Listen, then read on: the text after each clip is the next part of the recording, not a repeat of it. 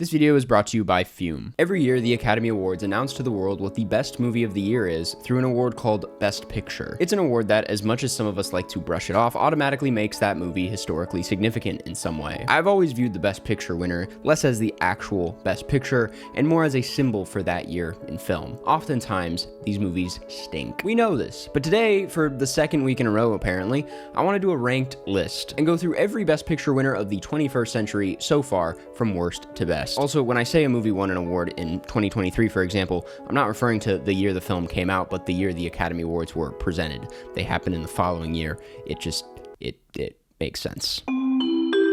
Let's get this one out of the way. Crash, the worst Best Picture winner on this list by far, written and directed by Paul Haggis, won in 2005, famously beating out Brokeback Mountain, as well as Capote, Good Night and Good Luck, and Munich. I obviously had my expectations going into this. It is not unknown that this is one of the most disliked Best Picture winners of all time, but this is way worse than I thought it would be. Crash isn't only a terrible Best Picture winner, it's a bafflingly bad movie, period. I got secondhand embarrassment just watching these actors read what is one of the most tone-deaf, backwards, and laughably dumb screenplays I've ever seen. It reads like you're being talked down to by an old guy that hasn't left his LA home for weeks, who thinks he knows everything about the world out there, but clearly doesn't. It teeters on delusional. It's a completely misguided and shallow view on racial tensions in America that thinks that all of this is happening because people are just in a bad mood. Much has been said about this film's lousy attempt at exploring racial tensions, but the problem is it's a misstep so embedded in how this film functions that to try and watch outside of this as a simple crime film is impossible. It can't seem to get anything right. I'm a huge ensemble enjoyer. I historically really dig movies that weave together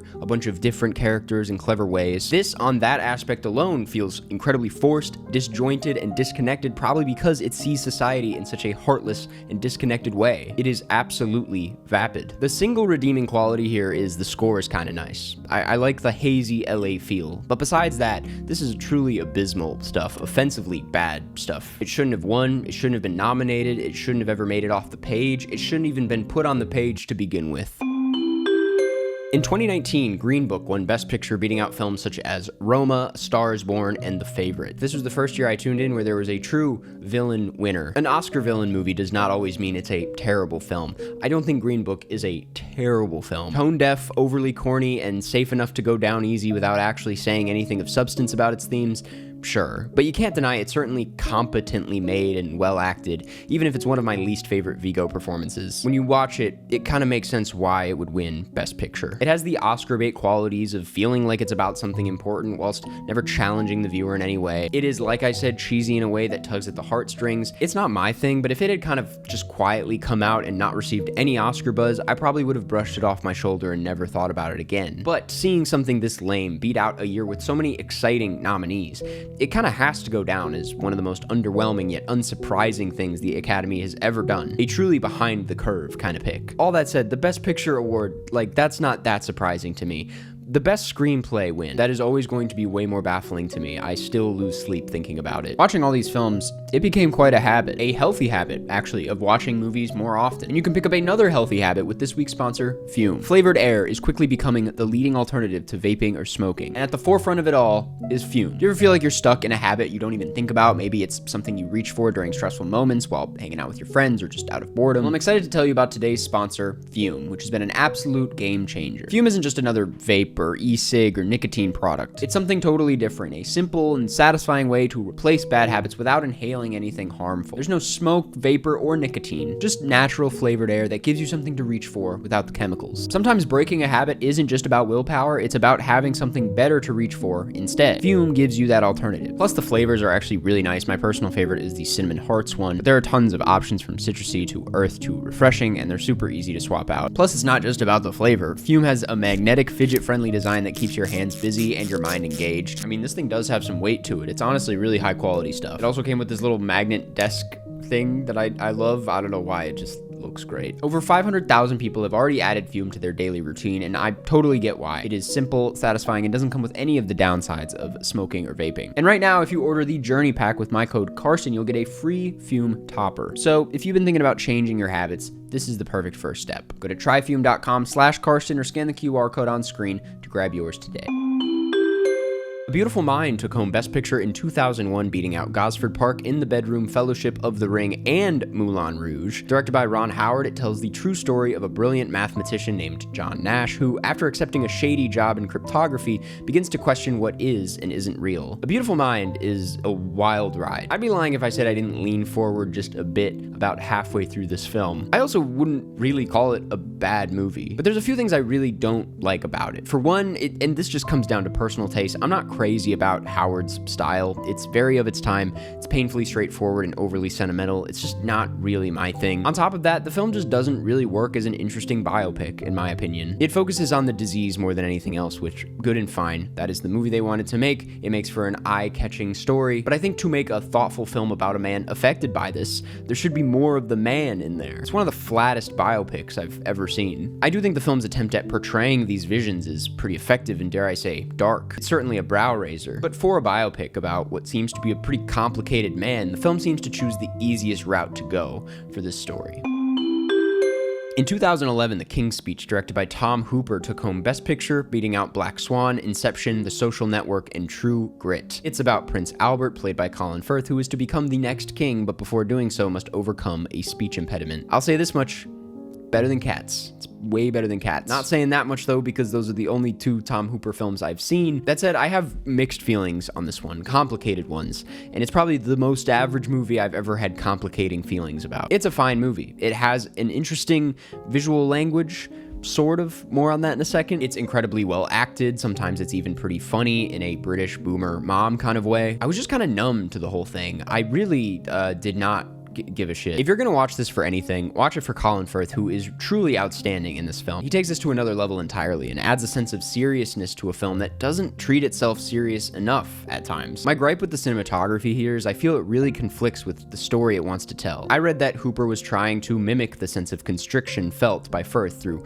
the wide-angle lenses and use of empty space in the frame, but I end up just feeling way more distant from him as a character by doing that. This kind of visual language works much better when Lanthimos uses it in The Favorite a few years later, because the story itself is absurd, or in Spencer, because there's a clear disconnect between the character and her surroundings. Don't get me wrong, it does look nice. It looks interesting. This could have been way more boring than it was, but at the same time, The King's Speech is way too conventional for this kind of cinematography to work on me in any way. Yeah, it's fine, but it's over The Social Network, really? The Artist, directed by Michel Hazanavicius, won the big award in 2012. It's a silent film about a silent movie star who undergoes a bit of a personal crisis as talkies begin to take over. It beat out The Tree of Life, The Descendants, The Help, Hugo, Midnight in Paris, and Moneyball. Let's not think about that too much. Yeah, The Artist is one of the strangest Best Picture wins I've ever encountered. On paper, sure, it is pretty Oscar baity, it being a film about Hollywood. It's an easy to digest story, solid performances, good amount of humor. It's also technically very impressive and oftentimes witty, but at the same time, it doesn't have a ton of huge stars in the cast. The silent film aspect could be a huge turnoff to a lot of voters. And honestly, as neatly as the style makes sense for this kind of story, you kind of walk away asking yourself, why? I guess none of that mattered though, because it still beat Moneyball somehow. This movie is cute, charming, certainly watchable, and I do love seeing actors today doing this style of acting from the 20s. It's entertaining. But as far as films about the transition from silent film to talkies go, I feel like this is one of the more by-the-books examples. I know this is a completely different perspective, and it kind of acknowledges this, but I would just watch Singing in the Rain any day over this. Now that we have it, I just watch Babylon. I don't have much against this. I think it's cool that it exists, but there's also close to nothing about it that I find particularly exceptional. Once again, good and fine, but Best Picture? The Hurt Locker, directed by Catherine Bigelow, won Best Picture in 2010, beating out Avatar, Inglourious Basterds, Up, and A Serious Man. It is notably the first film directed by a woman to win Best Picture as well as Best Director. The film is about a sergeant who joins an army bomb squad and butts heads with them because of his ballsy approach to defusing bombs. Believe it or not, this review for The Hurt Locker is going to sound shockingly similar to the one you just heard about The King's Speech, except for one crucial difference. To put it succinctly, it's incredibly well acted and it's an interesting premise, but I really didn't care about this movie. The big difference here, though, is that I really like and respect Kathryn Bigelow. I really like her direction here, and that's what sets it apart. I think it's really incredible what she does here with this handheld documentary-like shooting style. There is that sense of authenticity, not in the sense that it's accurate to the experience of being at war, as this has been heavily criticized as not being that apparently, but more so in the sense that you feel like you're on the ground with them. It definitely doesn't feel like a Hollywood war movie. That said, there is a level of control happening within this style that's easy to miss. She pays a lot of attention to composition and framing. It pulls off the impossible in being a pretty beautiful looking movie without ever glamorizing any of this. Like I said, fantastic performances as well. Anthony Mackie specifically, career best easily. If you can't tell, I kind of want to love this movie more than I do. It's an interesting one to talk about after the fact, not a super interesting one to watch. I really admire its direction and its performances. I think what it has to say about addiction in the context of war is all incredibly fascinating, but the process of actually watching this, it begins to feel a bit tedious after a while. The tension of the bomb scenes aside, the film is bone dry. Wanted to love it, maybe we'll come around to it in the future, but damn, Q got snubbed. Argo, directed by, produced by, and starring Ben Affleck, won Best Picture in 2013. It beat out Amor, The Life of Pi, Django Unchained, and Lincoln. And it tells the story of a specialist hired by the government who devises a risky plan to bring 6 Americans home from Iran in the midst of the Iranian Revolution. Let me say this right off the bat. Ben Affleck is a very good director. I respect his directing work quite a bit. He doesn't have an ego like a lot of actors turned directors, where he feels the need to be weird and overly conceptual to prove his abilities. He just gets the job done, and he does it well. There's something very admirable about that. Argo is certainly a prime example of this. The thing about Argo is it never really feels like it has the muscle to say anything strong or profound about the touchy subject it chooses to dive into. It always feels like it's actually at arm's length away from the themes here. Yet that's not a huge issue because it's an incredibly entertaining and oftentimes thrilling watch. He gets good, natural performances out of the cast here. He knows how to thread that line between the thrills and the more lighthearted moments. Obviously, it would be a better movie with a bit more meat on its bones, but honestly, I had a good enough time with this one. Once again, Best Picture is crazy, but as is the case with most of these, it seems about right. CODA, directed by Sean Heder, won Best Picture in 2022, beating out The Power of the Dog, Drive My Car, Dune Part 1, and Licorice Pizza. It's about a young woman who is the only one who can hear in her deaf family, and is forced to choose between her passion to pursue singing or taking care of her family. Some of us may have sour thoughts on this, given it kind of came out of nowhere that year and took away what was going to be The Power of the Dog's Best Picture award. It was seriously like a last-minute surge of support that I still can't wrap my head around. That said, CODA is a good movie. Don't get it twisted. In fact, it's more than that. I think it's one of the only films on here that I've cried at, and I don't cry that often at movies. The familial bond at the center is incredibly heartwarming and believable. All the sweet and ugly sides of it are there. Troy Kotsur delivers a phenomenal performance as the father. He absolutely deserved that award. You could argue it's a bit cheesy and too, vanilla for its own good, but when you get this sweet, sentimental style right, which Heder clearly can, why steer away when you could just embrace it? You end up with something incredibly nice. Directed by Danny Boyle, Slumdog Millionaire won Best Picture in 2009, beating out Milk and The Curious Case of Benjamin Button.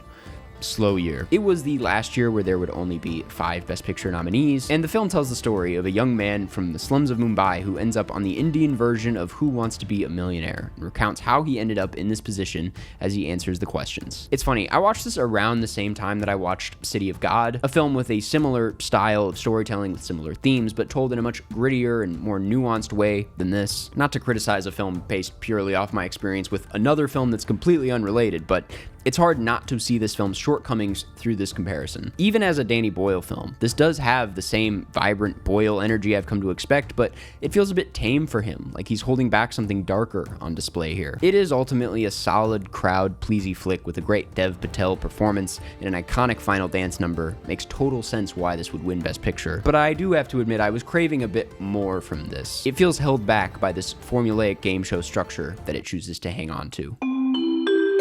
Chicago, directed by Martin Richards, won Best Picture in 2003, beating out Gangs of New York, The Two Towers, The Pianist, and The Hours. It's the only straight-up musical on this list, and it's about 2 women in prison, both being fought for by a slick Chicago lawyer, butting heads over who gets the spotlight. This is an interesting movie. It's a big, sparkly, loud, and for the most part, sexy film that, in my experience, didn't feel like it ended up being about anything for a while. Not that that's a huge problem either. Sometimes all a movie needs to be is one amazing musical number after another. But it was a really tough movie to get on the same wavelength as. The style is moving at the speed of light, meanwhile the plot is just barely chugging along beneath it. But things do really feel like they come together and turn into something near the end of this. It becomes a film about a couple things: the relationship between crime and fame, society's obsession with controversy, using sex as a form of power. I mean, honestly, it really just feels like a John Waters movie if it was straight and had a huge budget. Listen, maybe I'm wrong, but it feels like the true appeal of this comes less from its meaning and more from the fact that it's a dazzlingly high-energy musical that gets stuck in your head for days after watching it. And again, that's fine. It succeeds at that. It's not my favorite kind of movie, but I was endlessly charmed by how weird and how fun it was. Nomadland, directed by Chloe Zhao, won in 2021, beating out Judas and the Black Messiah, Sound of Metal, and Minari. It tells the story of an older woman who journeys through the country after losing everything in the Great Recession. It moves like a person, it's shot like a person, it cuts like a... I'm kidding. To be honest, it's the kind of movie where on paper, maybe in any other year, I wouldn't see it standing a chance at the Oscars. It's a very laid-back character piece that isn't overly dramatic in a way you expect most Best Picture winners to be, but looking at it next to the other nominees in that particularly awful year, maybe it's that more stripped back, at times comforting quality that made it an easier watch at the time. I haven't rewatched it, and maybe I should have for this video, but from where I stand on it now, I can't say it is a particularly memorable movie from that year. Films like Judas and the Black Messiah, Sound of Metal, even Another Round have aged a lot better in my mind. It doesn't help that Zhao's follow-up to this, Eternals, didn't do her name any favors, though obviously that shouldn't affect how we view her previous work. I am also very excited for her next film that comes out this year, but back to Nomadland. Beautiful as it is, as great as McDormand's performance is, the film feels a bit hollow in my memory. But that said, it's still a pretty fascinating win for Best Picture, and I gotta respect it for that. Clint Eastwood's $1 Million Baby won Best Picture in 2005, beating out The Aviator, Finding Neverland, Ray, and Sideways. It tells the story of an old boxing trainer played by Clint Eastwood and what happens when one day a young woman shows up seeking his expertise. It's the second Clint Eastwood film to take home the award, the first being Unforgiven, which I, at this point, consider a masterpiece. Which is all to say, I was actually slightly underwhelmed by this one, even if I still came away enjoying it. I liked it. I thought it was certainly moving, but I was expecting something more poetic from Clint. I know you're probably rolling your eyes at that one, but what I mean is this is pretty straightforward for what I'm used to from him. His usual more subdued sensibilities peek their head in here and there, but for the most part, to be honest, this felt like a serviceable riff on something like Philadelphia. Maybe that's a stretch. I'm talking about this thing pretty negatively for how high this is, which goes to show how moving it actually turns out to be. I love Clint's performance here. He really opens up through the film in a way I haven't seen him done before. And Hilary Swank, also fantastic. I realize this is the first Hilary Swank movie I've seen, weirdly enough. I don't know. If anything, I can see myself giving this one another go down the line. Maybe I'm too young for this movie. But for now, it's good. It's good.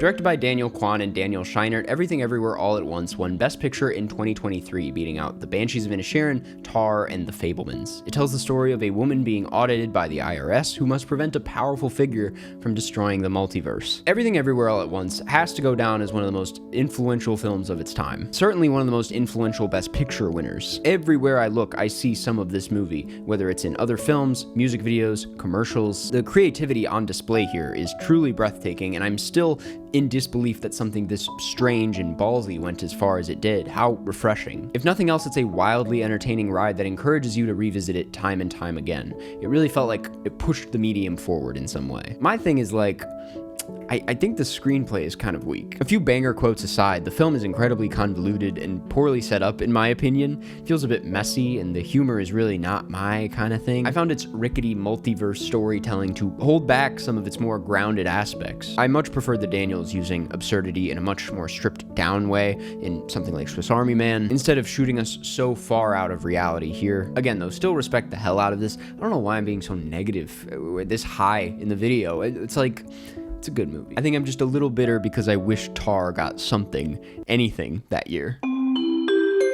Birdman, or The Unexpected Virtue of Ignorance, directed by Alejandro Iñárritu, won Best Picture in 2015, beating out The Grand Budapest Hotel, Whiplash, and Boyhood. Shot to give the illusion of being all one take, the film tells the story of a washed-up actor famous for playing a superhero as the opening night approaches for a ballsy Broadway production that he hopes will revamp his career. Not to repeat myself, but this is neck and neck with Everything Everywhere as far as influence goes. I feel like this one-shot thing started popping up way more often after Birdman, often accompanied by a chaotic, jazzy score, often using a Lubitsky style of cinematography. You look at everything that came before Birdman, and it makes you realize that this film really is kind of a glimpse into the future of filmmaking. There's so much about this that I find incredibly refreshing and exciting, just off the look and sound alone. Not to mention Michael Keaton delivers a career-best performance here, one that obviously can be read as a very personal one for him. I've seen this film get dismissed as gimmicky, but honestly I see it as anything but. It's the kind of thing where the more you think about it, the harder it is to separate the style to its narrative. The film itself kind of mirrors the ambitious production within the film. Reality and fiction get blurred in some really bizarre ways. I'm thinking specifically about the Times Square scene. It was certainly an eye-opener for me personally in high school, and feels like one that still feels pretty fresh 10 years later.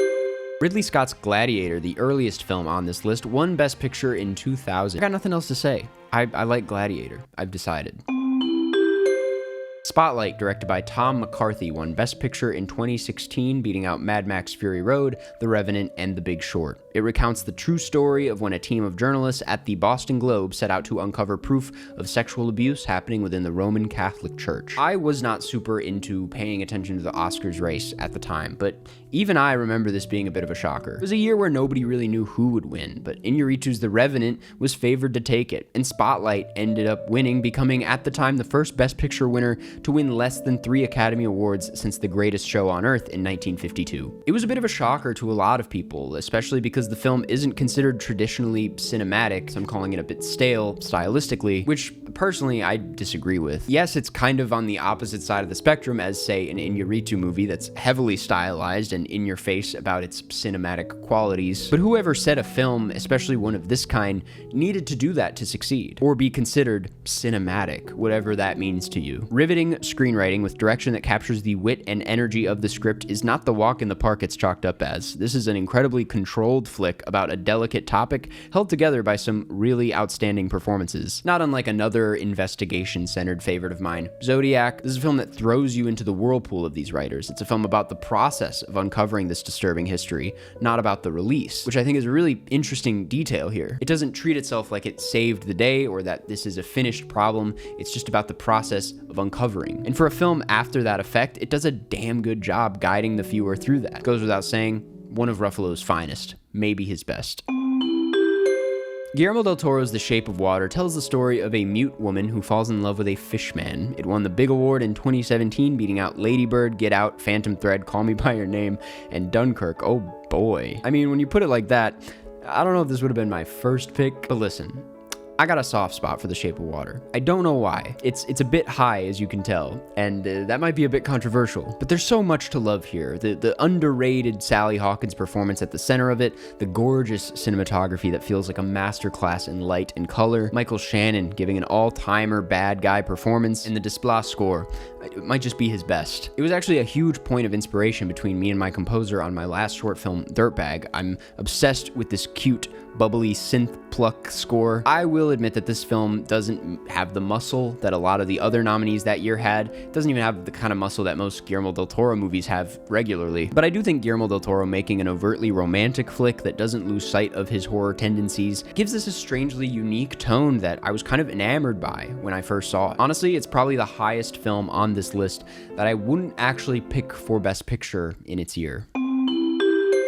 The most recent winner on this list, Sean Baker's Anora, won Best Picture in 2025, beating out films like The Brutalist, The Substance, I'm Still Here, Nickel Boys, Dune Part 2, and Conclave. It's about a sex worker named Annie who one night meets the son of a Russian oligarch. I like Anora quite a bit, honestly. I feel like this one might get me into some hot water, as I know this is a touchy film for some people, but now that the fog of award season has cleared, I'm more confident than ever calling this a clear highlight of last year. I think Baker, more than a lot of filmmakers working today, understands understands how to make an entertaining movie that isn't ever stupid. Now more than ever, Baker's style of realism works exceptionally well. As people have programmed their brains less and less to find humor and entertainment in traditional forms of comedy and have shifted towards everyday people who do funny shit on their phones, Baker's films don't feel like they're rooted in any sort of formula, because they aren't. He has a sort of magic with his filmmaking and making you feel like you're just watching funny people do crazy shit. It's no accident though. Anora feels like not only his most impressive feat in that way, but also his most moving. That's mostly owed to Mikey Madison's stellar central performance that won her the Oscar, which happens to add way more nuance to the character than I'm used to for a Baker protagonist. To put it simply, this is a story that we have seen before, but told in a way, and surrounding characters that give it a forward-thinking flavor. It's kind of the exact movie we needed.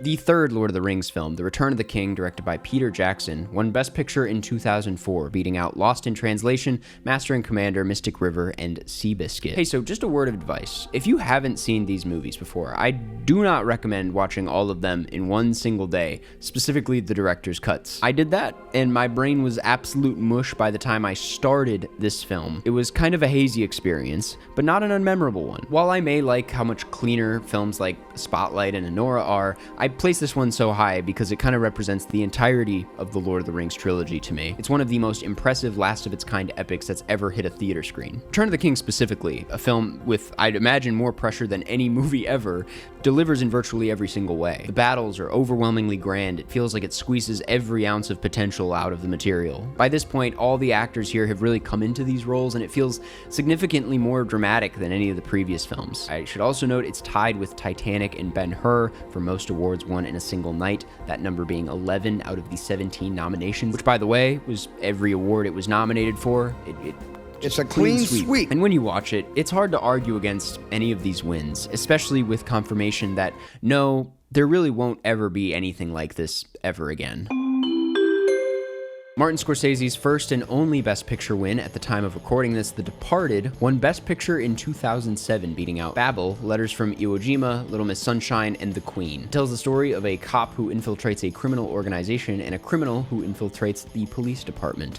Put it simply. Yes, it is shocking that this is Scorsese's first and only Best Picture win, even more shocking that it's this movie to do the job. But listen, while The Departed might seem whatever next to all of his greats, I don't think we should immediately dismiss it. There's something particularly charming about how Scorsese this is. You could even say it's the final film of this rambunctious era of his, before he started to drift into new territories and got a little more reflective. It's got one good performance after another. Matt Damon specifically delivers one of his best here. That seems to be a trend with a lot of these Best Picture winners, I'm realizing. You also just can't dismiss how thematically dense this is with what it says about the police department, an aspect of Scorsese's crime work that felt largely unexplored until this film. And it's also just plain fun. It's one of his most entertaining movies. He manages to make an absolute thrill to watch without ever sacrificing any of his usual depth as a filmmaker.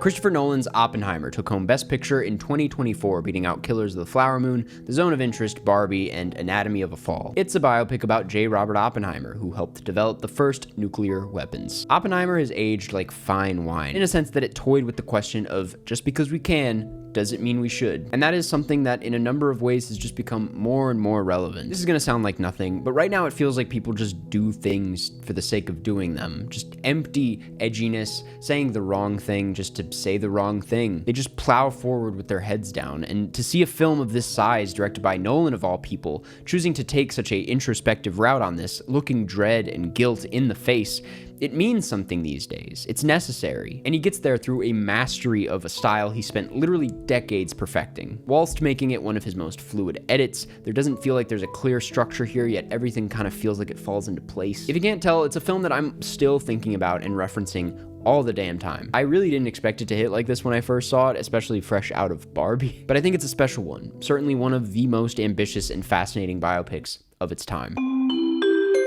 No Country for Old Men, the only Best Picture win for the Coen brothers at the time of recording this, won in 2008, beating out There Will Be Blood, Michael Clayton, Atonement, and Juno. You could call it a stacked year. No Country for Old Men is, for my money, one of the most tightly constructed films of all time. It's got three distinctly captivating central performances, bone-chilling tension, typical dry Coen humor. It's an incredibly straightforward film, but it's anything but surface level. In fact, the simple structure gives the Coens more room than ever to explore existentialist ideas and what it means to live in an ever-changing world, one that constantly changes for the worse. For my money, Fargo will always remain my personal favorite, just because of the whole Minnesota thing, but it's not hard to argue that No Country for Old Men is them operating at their peak. They've never been more in control of their style than they are here. It's endlessly rewatchable, a total ride every time, and I gotta say, a phenomenal Best Picture win, even if it snubbed some all-timers. 12 Years a Slave, directed by Steve McQueen, took home Best Picture in 2014, beating out films such as Her, Gravity, and The Wolf of Wall Street. Taking place before the Civil War, the film tells the story of Solomon Northup, a free black man living in upstate New York who is kidnapped and sold into slavery. 12 Years a Slave is a deeply upsetting movie. It's one you can't just hop into. You kind of gotta mentally prepare yourself for this one. To call this film pretty feels odd, but it being a Steve McQueen film shot by Sean Bobbitt, it's one of the best looking films of that decade. The amount of care put into quite literally every frame of this thing is frankly overwhelming. You do have to ask, especially seeing what this film amounts to, what exactly there is to gain from something like this, something this horrific. But I'd argue showing it at all, to acknowledge it to this degree, is a way of holding on to history. It's not only unforgettably moving, it's essential. Filmmakers who aim to capture the weight of such insane tragedies are, in my eyes, some of cinema's greatest risk takers. But when done right, it proves they're also some of the most confident, the most skilled. You can see this clear as day when you watch 12 Years a Slave. McQueen is one of our finest filmmakers working today. Here's the thing about this movie. This is a story that needed to be told, and the only way this story ever could have been told is viscerally, violently, and bluntly. McQueen not only creates a timeless masterpiece with this film, but in winning Best Picture, as I hinted at the very top of this video, the film has cemented itself in history as something that can be discovered and felt forever. And that, to me, is why you tell the story in this way. Parasite, directed by Bong Joon-ho, took home Best Picture in 2020, beating out Once Upon a Time in Hollywood, 1917, The Irishman, Jojo Rabbit, Joker, Little Women, and Marriage Story. It is also notably the first foreign language film to win Best Picture. The film is about a poor family in South Korea who discover an opportunity to make money that involves a wealthier family. I highly doubt there's anyone here that hasn't seen Parasite, but I will tread lightly, just in case. I say that because Parasite is one of the most entertaining movies to watch unravel. We've talked about this movie a lot, right? Everyone's talked about it a lot. It's one of our modern classics, one of the best movies ever made, period. And looking back at it, it's really great that it took it all the way. I mean, it did win every other award out there, so I guess it's not that surprising. But ultimately, this win proved that it really is an undeniable heater that pretty much everyone loved, thanks to how it effortlessly skips through different genres and tones, and how it brilliantly critiques the wealthy and the systems that led to these situations. It might hold the record for the film I've talked about the most on this channel, and so I think I'm gonna have to leave it there for now. Finally, Moonlight, directed by Barry Jenkins, won Best Picture in 2017, famously beating out La La Land, but also Arrival, Hell or High Water, and Manchester by the Sea. The film is about a young man named Chiron living in Miami, told through 3 distinct times in his life. I went back and forth between this and Parasite for a while. They're both equally huge wins in my eyes, but today, I'm feeling Moonlight. This was both an incredibly important movie for me, and I also think it's one that changed the way the Oscars view this award for the better. It's interesting that a lot of people, including myself, talked about Anora last year like it was a game changer. The small indie that rose to the top and then took the award. A new kind of Best Picture winner. But like, wasn't Moonlight the same thing just a few years earlier? Made even more impressive by the fact that it was an early film in the filmmaker's career. It's just the kind of ambitious and undeniably impressive film that showcases what you can achieve at a small scale. There's a clear vision with zero compromise. It's one of the best looking films on this list with this vibrant turquoise and purple color palette. The use of music is incredibly thoughtful, feels very personal to the filmmaker, and unlike a lot of Best Picture winners, this is one that truly gets better every time you watch it. It's one that continues to move and inspire me. Jenkins made it look so simple in a way that honestly just pisses me off. It also did come at a time where I really do owe it a lot for getting me to, well, fall in love with movies at a much deeper level. For those reasons, and for its incredibly iconic win, I had to give it the top spot. And those are all the Best Picture winners of the century so far. Obviously, I think I gotta go backwards and do an even bigger video one day. But until then, thanks for watching. Go watch all these films and form your own opinions. Don't forget to subscribe, and I'll see you in the next one. Bye-bye.